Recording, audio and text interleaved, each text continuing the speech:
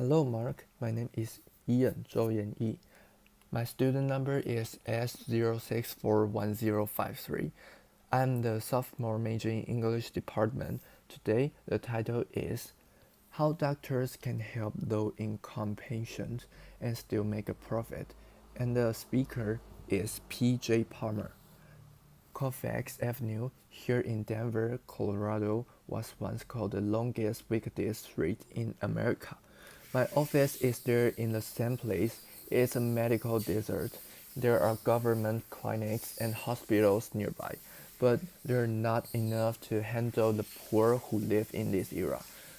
By poor, I mean those who are on Medicaid, not just for the homeless. 20% of this country is on Medicaid. If your neighbor have a family of four and makes less than 33,000 a year, then they can get Medicaid, but they can't find a doctor to see them. A study by Merritt Hawking found that only 20% of the family doctor in Denver takes any Medicaid patient. And of those 20%, some have caps like 5 Medicaid patients a month. Others make Medicaid patient wait months to be seen. But we'll see you today if you have Blue Cross. This form of classist discrimination is legal, and it's not just a problem in Denver. Almost half the family doctor in the country refuse to see Medicaid patients. Why? Well, because Medicaid pays less than private insurance and because Medicaid patients are seen as more challenging. Some show up late for appointment, some don't speak English, and some have trouble following instructions. I thought about this while in medical school. If I could design a practice that caters to low-income folks instead of avoiding them, then I would have guaranteed customers and very little competition. Laughter. So after residency, I opened up I opened a shop doing underserved medicine, not as a non-profit but as a private practice, a small business in only resettled refugee. That was 6 years ago, and since then we've served 50,000 refugee medical visits. Applause. 90% of our patients have Medicaid, and most of the rest we see for free. Most doctors say you can make money on Medicaid, but we're doing it just fine. How? Well, if this were real cap- capitalism, then I wouldn't tell you because you will become my competition. Laughter. But I call this bleeding heart capitalism. Capitalism. Laughter. And we need more people doing this, not less. So here's how. We break down the walls of our medical maze by taking the challenge of Medicaid patients, turning them into opportunities and pocketing the difference. The nuts and bolts may seem simple, but they add up. For example, we have no appointment, we're walking only. Of course, that's how it works at the emergency room, at urgent cares, and at Taco Bell. Laughter, but not usually at family doctor's office. Why do we do it? Because Nasra can't call for an appointment. She has a phone, but she doesn't have 4 minutes. She can speak English and she can negative a phone tree. And she can show up on time for an appointment because she doesn't have a car. She takes a bus and she takes care of 3 kids plus her disabled father. So we have no appointment. She shows up when she wants, but usually waits less than 15 minutes to be seen. She then spends as much time with us as she needs. Sometimes that's 40 minutes, usually it's less than 5. She loves this flexibility. It's how she saw doctor in Somalia, and I love it because I don't pay staff to do scheduling, and we have a zero no-show rate and a zero late show rate. Laughter, applause. It makes business sense. Another difference is our office layout. Our exam room open right to the waiting room. Our medical provider run their own patients, and our providers stay in one room instead of alternating between rooms. Cutting staff cuts costs and increases customer satisfaction. We also hand out free medicine right from our exam room, over the counter one, and some prescription ones too. If Nesra's baby is sick, we put a bottle of children's Tylenol or amoxicillin right in her hands. She can take the baby straight back home instead of stopping at the pharmacy. I don't know about you, but I can I get sick just looking at all those choices. Nesra doesn't stand a chance in there. We also text patients. We're open evening and weekends. We do home visits. We jump that car battery. Laughter. With customer satisfaction so high, we've never had it advertised, yet are growing at 25% a year. And we've become real good at working with Medicaid, since it's pretty much the only insurance company we deal with.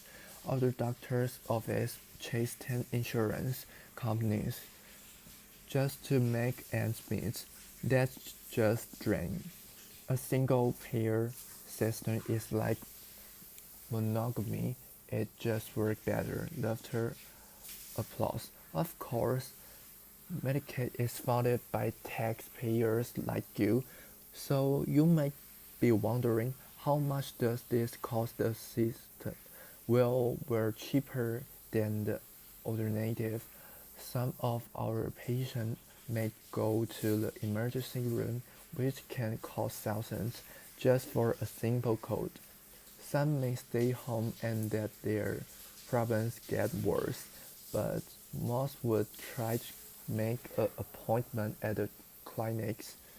That's part of a system called a federally qualified health center. This is a nationwide network of safety net clinics that receive twice as much government funding per visit than private doctors like me. Not only they get more money, but by law, there can only be one in each era. That means they have a monopoly on special funding for the poor, and like any monopoly, there's a tendency for cost to go up and quality to go down. I am not a government entity. I am not a non-profit. I am a private practice.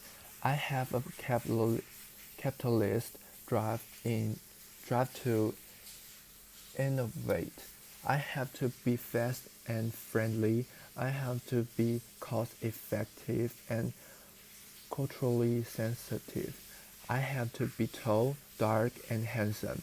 Laughter, applause. And if I'm not, I'm going out of business. I can innovate faster than a non-profit because I don't need a meeting to move a stapler. Applause. Really, none of our innovations are new or unique. We just put them together in a unique way to help low-income folks while making money, and then instead of taking that money home, I put it back into the refugee community as a business expense. This is Mango House, my version of a medical home. In it, we have programs to feed and clothe the poor, an after-school program, English classes, churches, dentists, legal help, mental health, and Scout groups. These programs are run by tenants, organization, and amazing staff, but all receive some amount of funding from profits from my clients. Some call this social entrepreneurship. I call it social service arbitrage. Explo- Exploiting inefficiency in our health care system to serve the poor. We are serving 50,000 refugees a year at this cost them where else they would be going. Of course, there's downsides to doing this as a private business rather than as a non-profit or a government entity. There's taxes and legal exposure. There's changing Medicaid rates and specialists who won't take Medicaid, and there's bomb freight. Notice there's no apostrophes. It's like we're going to blow up all you refugees. Laughter, we're going to blow up all you refugees, but then we went to your English class instead. Laughter, applause. Now you may be thinking this guy is a bit different. Laughter, uncommon. Laughter, a communal narcissist. Laughter, a unicorn. Maybe because if this was so easy, then other doctors would be doing it. Well, based on Medicaid rates, you can do it in most of the country. You can be your own boss, help the poor, and make good money doing it. Medical folks, you wrote on your school application essays that you wanted to help those less for fortunate, but then you had your idealism beaten out of your in training. Your creativity breathes out of you. It doesn't have to be that way. You can choose underserved medicine as a lifestyle specialty, or you can be a specialist who cuts costs in order to see low income folks. And for the rest of you who don't work in healthcare, what did you write on your applications? Most of us want to save the world, to make a difference. Maybe you've seen successful in your career but are now looking for that meaning. How can you get there?